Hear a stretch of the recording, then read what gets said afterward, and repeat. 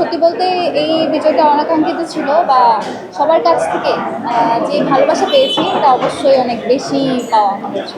মানুষ মুসলিমের পক্ষে দাঁড়াতে বেশি পছন্দ করে, মানুষের অ্যাপ্রোচটাকে বেশি গ্রহণযোগ্য হিসেবে মানে কন্ট্রিবিউটিং ফ্যাক্টর হিসেবে অ্যাকনলেজ করে, সেই জায়গা থেকেই হয়তো ভালো করতে পেরেছে। ক্ষমতা আছে তাদের উত্তম হলে আসলে কোনো সমস্যা কেন তারা মনে করে, বা তারা আসলে এই ভারতের জন্য কোনো কিছু তারা যে আমাদের উপর এত এত বছর আধিপত্য চালিয়েছে সেটা পারবে না বলেই হয়তো মনে করে। জিতে যাবো এটুকু কম মানে আমার কনফিডেন্স ছিল, কিন্তু কম্পিটিশনও অনেক হবে এটাও ছিল।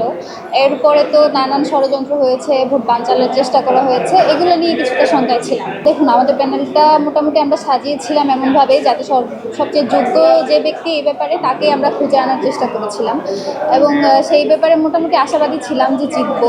এবং আসলে সত্যি বলতে এই বিজয়টা অনাকাঙ্ক্ষিত ছিল বা সবার কাছ থেকে যে ভালোবাসা পেয়েছি এটা অবশ্যই অনেক বেশি পাওয়া হয়েছে। আসল রহস্য হচ্ছে শিক্ষার্থীরা চায় যে তাদের জন্য যারা কাজ করবে তাদেরই জিতিয়ে আনতে, মানে নানা ধরনের কুৎসা, মিথ্যাচার কিংবা প্রতিদ্বন্দ্বিতা করতে গিয়ে কারো প্রতি শত্রু ভাবাপন্ন হওয়া এটা আসলে শিক্ষার্থীরা পছন্দ করে না। তো সেই জায়গা থেকে আমরা নিজেদের ইন্টিগ্রিটি ধরে রাখতে পেরেছি, ক্যাপাসিটি যেটুকু ছিল সেটুকু দিতে পেরেছি এবং সকলের প্রতি আন্তরিক ছিলাম। আমার মনে হয় এটাই অন্যতম কারণ এই ধরনের যে প্রোপাগান্ডাগুলো ব্যবহার করা হতো সেই প্রোপাগান্ডাগুলো কোনো ভ্যালিড ছিল না, এভিডেন্স ছিল না। এবং ছাত্রছাত্রীরা তো দেখেছে গত এক বছরে কে কী কাজ করেছে, কার কী কন্ট্রিবিউশন, সেটা থেকে তারা জাজমেন্টের ভিত্তিতে দিয়েছে, এবং এগুলো যে প্রোপাগান্ডা ছিল সেটা তো প্রমাণ। দেখুন, এখানে অযোগ্য আসলে কেউ নয়, কোনো প্যানেলের কোনো শিক্ষার্থী আসলে অযোগ্য নয়।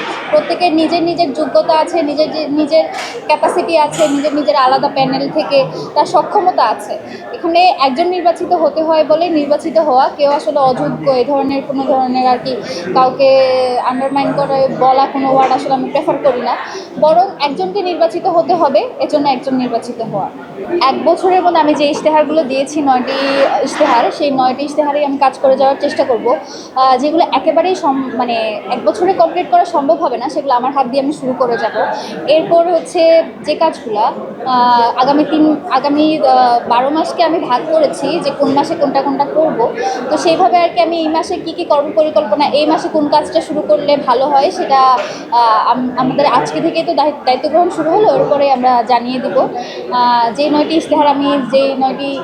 ইশতেহারের ভিত্তিতে আমি জিতে আসলাম, সেই 9টি কাজে আমি করে যাওয়ার চেষ্টা করি। সেটা তার যে কোনো কারণেই মনে হতে পারে, যেমন আমাদের প্যানেলের সর্বমিত্র তার প্রায় 560টি ভোটের গরমিল হচ্ছে সে দেখতে পেয়েছে। এ ব্যাপারে আজকে সবাই আমরা কথা বলেছি। বাকিটা সে প্রশাসন নিশ্চয়ই জানাবে, প্রশাসন ভালো বলতে পারে এই ব্যাপারে। আমি আসলে ভরাডুবি ব্যাপারটা এরকম না যে বললাম একজনকে জিতে আসতে হয় এজন্য জিতে আসা। তো সেইখানে শিক্ষার্থীরা যাদের উপর বেশি, আর আমি যতটুকু জানি জাকসুতে খুব ভালোই ফাইট হয়েছে, 2জন বাকশাসের জিতেওছে, এবং এটা আসলে যে জায়গায় মানুষ যোগ্য মনে করেছে সেই জায়গায় তাকেই জিতে এনেছে। যেমন আপনারা ভিপির দিকে যদি তাকান, এই তো মানুষ মুসলিমের পক্ষে দাঁড়াতে বেশি পছন্দ করে, মানুষের অ্যাপ্রোচটাকে বেশি গ্রহণযোগ্য হিসেবে মানে কন্ট্রিবিউটিং ফ্যাক্টর হিসেবে অ্যাকনলেজ করে, সেই জায়গা থেকেই হয়তো ভালো করতে পেরেছি। দেখুন, আমি পার্সোনালি মনে করি যে ভারতের যে কারোরই বাংলাদেশের যে কোনো বিষয়ে নাক গলানোকে আমি খুবই কনসার্নিং মনে করি। সেই জায়গা থেকে এটাকে আমি এটার প্রতিবাদ জানাই। বাকিটা আমাদের স্টেটমেন্ট অন্যান্য যারা জানিয়েছে সেখান দিয়ে দেখে নেবেন। এটাই যে তাদের আসলে এই ব্যাপারে নাক গলানোটাকে খুব বেশি মনে করি না। আর বাংলাদেশের ডানপন্থী রাজনীতি, বাংলাদেশের যে রাজনৈতিক দলগুলো নিষিদ্ধ নয় বা তাদের রাজনীতি করার ক্ষমতা আছে তাদের উত্তম হলে আসলে কোনো সমস্যা কেন তারা মনে করে, বা তারা আসলে এই ভারতের জন্য কোনো কিছু তারা যে আমাদের উপর এত বছর আধিপত্য চালিয়েছে সেটা পারবে না বলেই হয়তো মনে করে। তো এই তো এটার আসলে কোনো দরকারই ছিল না আর কি। আমাদের প্যানেলটা ছিল শিবির সমর্থিত প্যানেল।